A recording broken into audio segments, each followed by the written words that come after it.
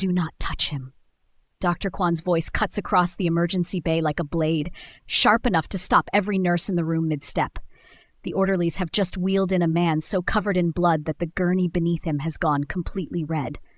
Gunshot wounds, at least 2 that I can see from where I am standing, possibly more beneath the soaked fabric of his shirt. Nobody moves toward him. I understand why. No identification, no police report filed. 4 men who came in with him standing at the perimeter of the bay with the specific stillness of people who are used to being the most dangerous thing in any room they enter. Dr. Kwan turns to me specifically because I am the one already moving toward the gurney. You will lose your license, he says. Low. Certain. Like a door closing. The man on the gurney turns his head slightly. His eyes find mine through the blood and the pain and the chaos of the room. His hand moves. Barely, just enough. And his fingers close weakly around my wrist. Not grabbing. Holding. I look at Dr. Kwan. Prep the OR, I say. I save him that night. I just have no idea yet who I have saved. He wakes up 71 hours later. I know the exact hour because I am the one who checks his chart first every morning, partly out of medical obligation and partly out of the particular pull that a patient you fought hard for tends to create.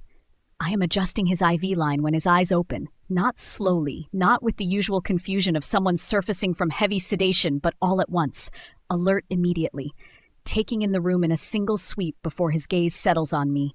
He doesn't speak for a moment. He simply observes, "Then why didn't you let me die?" The question is asked the way someone asks about the weather.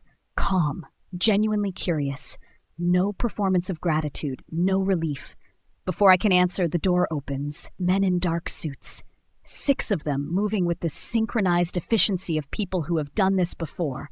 They spread through the room and the corridor outside without being asked, positioning themselves at angles that cover every entrance. One of them steps forward and inclines his head slightly, not quite a bow, but close. "Chairman Do-hyun Lee," he says, "the building is secured." I stand beside the bed of the man I spent 4 hours keeping alive and feel the floor shift beneath everything I thought the situation was. The hospital director calls me into his office before I have finished my morning rounds. Director Baek sits behind his desk with the expression of a man who has received news he would have preferred not to receive and is now deciding how much of that to show. He doesn't offer me a seat. "Do you understand who that man is?" he asks. I tell him I know his name now. That is all. Director Baek leans forward slightly. He tells me the rest of it in a lowered voice, as if the walls might be listening, which, given the men now stationed throughout the building, is not entirely impossible. Do-hyun Lee is not simply a businessman, regardless of what any public filing suggests. He is a name spoken carefully in this city, a network that operates beneath the surface of legitimate commerce. A man that 3 separate government investigations have circled without ever successfully closing in on. I operated on him for 4 hours and saved his life. By the time I leave Director Baek's office, the way people look at me in the corridors has already changed. Not with admiration, not with the collegial respect of a team that watched a difficult surgery succeed, with something much closer to fear. The suspension comes the following morning. A formal letter placed in my hands by a hospital administrator who cannot meet my eyes while he does it. Unauthorized high-risk surgery. Failure to follow protocol. Conduct requiring immediate review. I read the language 3 times. Every word of it is technically accurate and entirely dishonest about its real meaning, which is simply that the hospital is frightened and I am the most convenient thing to distance themselves from. I am clearing out my locker at the end of the corridor when the sound changes in the building. It begins subtly, a shift in the noise level, footsteps moving with more purpose, voices dropping. I walk to the window at the end of the hall and look down at the car park. Black vehicles, multiple, positioned at every exit point, men at each entrance, visible even from the 4th floor. Inside the building, I can hear the sound of Do-hyun's security team moving through corridors, stationing themselves at intervals, checking access points. The hospital that suspended me this morning for treating 1 patient is now quietly, efficiently, completely under the control of that patient's people. Do-hyun Lee is not leaving, and the hospital has just discovered it has no mechanism for making him. I find him sitting upright in his hospital bed reviewing something on a tablet, which is not something a post-surgical patient with his injury profile should be doing 48 hours after coming off the table. I tell him this directly. He sets the tablet down and looks at me with the particular patience of a man who is used to deciding which instructions apply to him. "Someone tried to kill me in this building," he says, not as a complaint, as information being shared with someone who needs to understand the context. "Your men have locked down every entrance," I say. "Yes. This is a hospital. There are patients who need to. Every patient entry and exit is being managed. Medical staff have full clearance. I've ensured that." He says it with the ease of someone who has organized considerably more complex logistics than this. What I cannot ensure is that whoever sent people for me will not try again. The room is quiet for a moment. "They'll try again," he says, simply, factually. I stand in the middle of the room he has turned into a command center and understand for the first time that the danger that came through my emergency bay 3 nights ago did not leave when the bleeding stopped. It is still here, and now so is everything that came with it. I overhear it by accident. 2 of Do-hyun's men in the stairwells speaking in low voices, not expecting anyone to be coming down from the floor above at that hour. I catch only part of the exchange before they hear my footsteps and go silent. But the part I catch is enough. One of them says, "They're not just looking for the chairman. They're looking for the doctor who saved him." I stop on the landing. I think about what that sentence means with the specific clarity that comes when fear arrives cleanly, without warning. Saving Tun-Lee was never going to be a neutral act. I understood that when I walked toward that gurney against Dr. Kwan's direct instruction. I understood that survival in his world is not a simple transaction. People around him are valued or they are threats, and the people who want him dead have no reason to make fine distinctions about which category a doctor falls into. By saving his life, I made myself part of his story, and the people trying to end his story would find it logical to start with the people who extended it. I keep walking down the stairs. I keep my breathing steady. I keep my face neutral, the way I have learned to keep it when a situation in my emergency bay is worse than the patient knows. It happens on a Tuesday afternoon, visiting hours. The corridor outside the recovery wing is busier than it should be, which is the point. It is easy to move through a crowd unnoticed when the crowd is large enough. I am walking back from the pharmacy with updated medication charts when I see the man. He is dressed as a visitor, carrying flowers, moving with a specific directional purpose that has nothing to do with finding a room number. His eyes are on Do-hyun's corridor. I open my mouth to call out to the security stationed at the end of the hall. He sees me see him. Everything happens in under 10 seconds. He drops the flowers. His hand moves to his jacket. I am grabbed from behind. An arm around my shoulders, something hard pressed against my side, a voice telling me to be quiet in a tone that means the opposite. The corridor freezes. I can hear shouting from Do-hyun's room, feet moving fast, then one shot, controlled, precise. The grip on me releases. I turn around.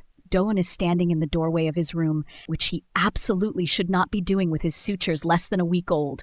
He is holding a weapon with the steadiness of someone for whom this is a completely familiar position. He lowers it. His eyes find mine across the corridor. "You're under my protection now," he says. His voice is different from every other time he has spoken to me. Something underneath the calm that wasn't there before. He assigns 2 people to me immediately. They follow me through every corridor, wait outside every room I enter, stand near the exit when I take my break. I spend the first day irritated by it. I spend the second day trying to argue my way out of it. "I don't belong in your world," I tell him when I manage to get into his room without the 2 people outside the door following me in. "I'm a doctor. I fix people. That's the entirety of my involvement in any of this." "You're already in it," he says. No argument in his voice, just the flat surface of a fact.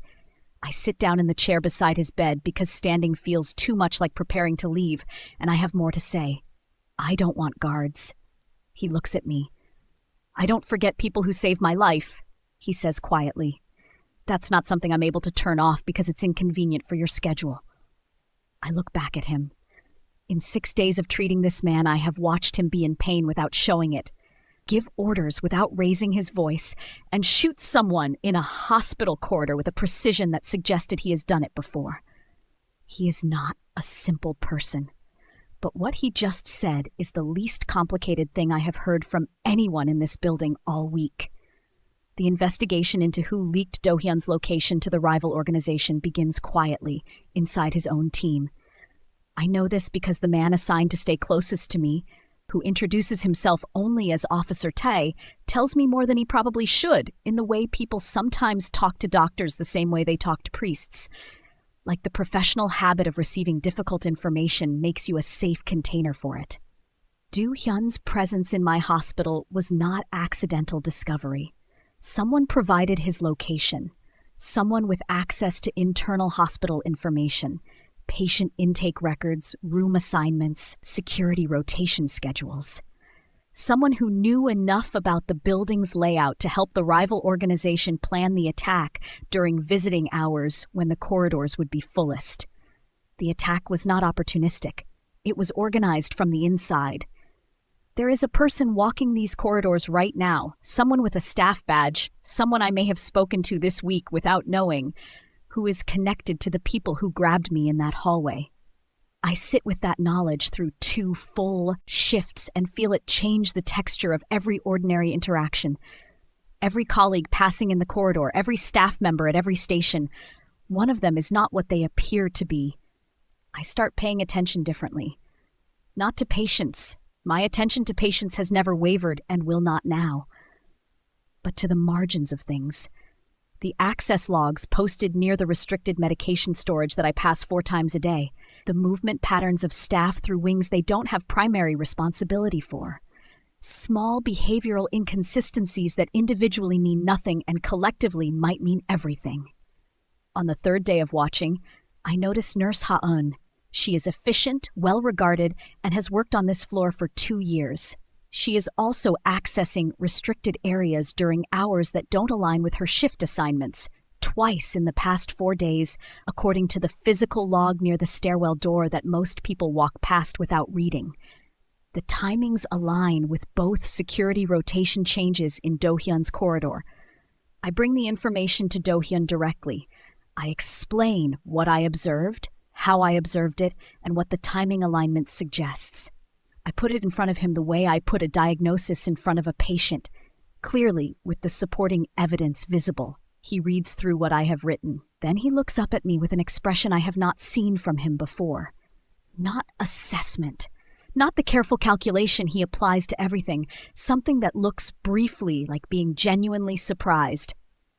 Nurse Ha-eun is brought in for questioning by Do-hyun's people the following morning.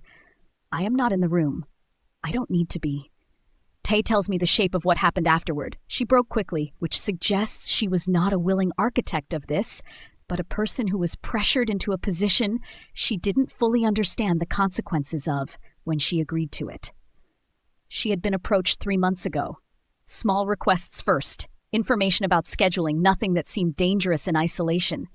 Then larger ones. Then threats when she tried to stop. She provided room assignment information 2 days before the attack. But she is not the source of the conspiracy.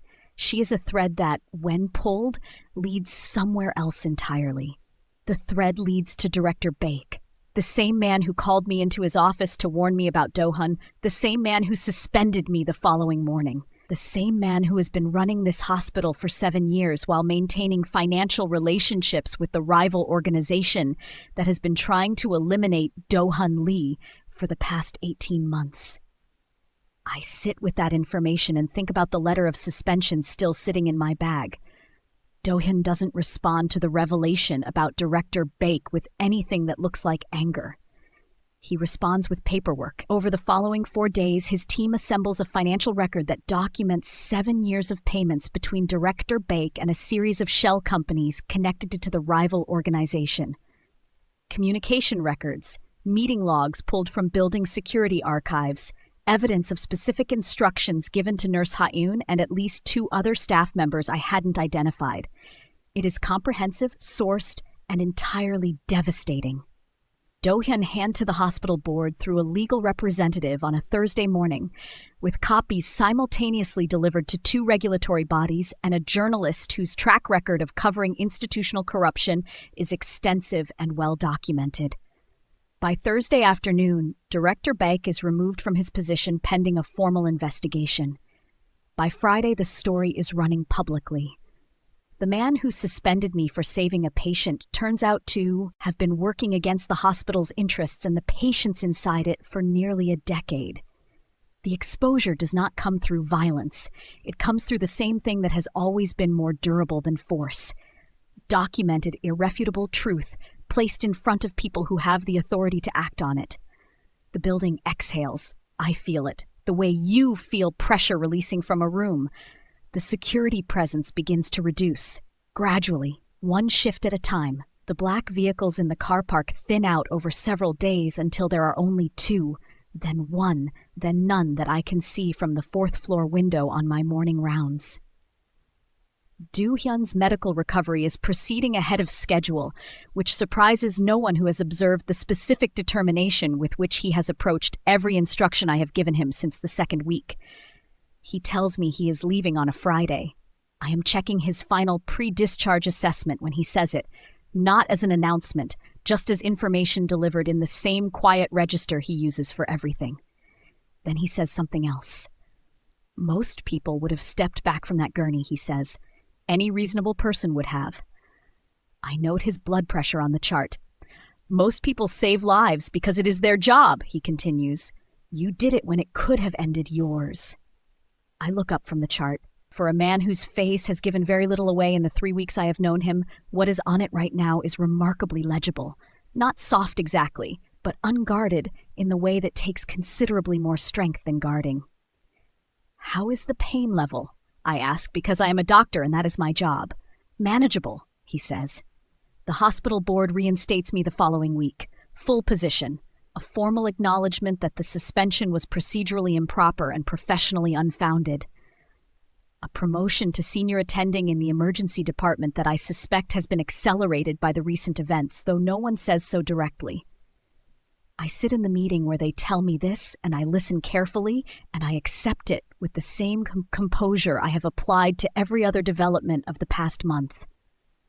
Outside in the corridor afterward, I think about who I was the night Do-hyun Lee came through my emergency bay, a doctor who followed her instincts over an administrator's warning, a person who made a decision in about 4 seconds that cascaded into 3 weeks of fear and revelation and the specific education that comes from being in close proximity to genuine danger.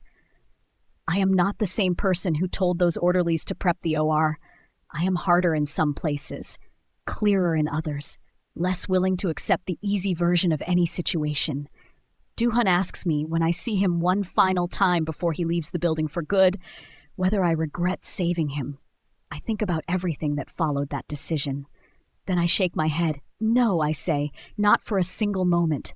Months later, the hospital runs better than it has in years. New leadership, transparent financial management. A security infrastructure that was quietly overhauled after the investigation exposed how comprehensively the previous administration had compromised it. Staff who feel, for the first time in a long time, that the building they work in is actually what it is supposed to be, a place whose entire purpose is the safety and recovery of the people inside it. There is an anonymous donor whose contributions fund updated equipment in the emergency department, upgraded monitoring systems throughout the building, and a staff wellness program that nobody had budget for before. Nobody discusses the donor's identity openly. It is one of those facts that everyone knows, and no one confirms. Occasionally, not often, a dark vehicle sits in the far corner of the car park. It is never there long. It doesn't need to be. I notice it on a Tuesday morning while I'm walking in for a shift. I look at it for a moment. Then I keep walking through the doors of my emergency bay, back to the work that has always been the truest version of who I am. I thought I was risking everything to save a patient. I didn't realize that one decision would turn the most feared man in this city into the one person ensuring that no one would ever threaten me again.